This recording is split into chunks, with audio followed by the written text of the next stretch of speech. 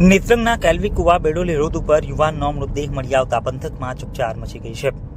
ભરૂચ જિલ્લાના નેત્રંગ તાલુકાના કેલ્વી કુવા બેડોલી રોડ ઉપર ચંદ્રકાંત મણીલાલ પટેલના ખેતરમાં સવારના સમયે પસાર થતા ખેતમજૂરોને એક મૃતદેહ નજરે પડ્યો હતો, જેમાં ખેતમજૂરે નેત્રંગ પોલીસનો સંપર્ક કરીને જાણ કરતા તાત્કાલિક પોલીસ કર્મચારી ઘટના સ્થળ ઉપર પહોંચીને તપાસ આદરી હતી, જેમાં વાલિયા તાલુકાના ડુંગળી ગામના મેહુલ ઉર્ફે અનિલ ચંપક વસાવા ઉંમર વર્ષ 24નો મૃતદેહ હોવાનું માલુમ પડ્યું હતું।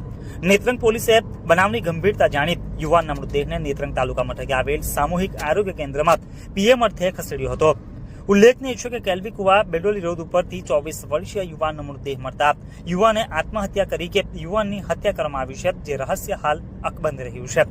યુવાનના મૃતદેહ પાસેથી એક મોટરસાયકલ પોલીસે કબજે કર્યું છે।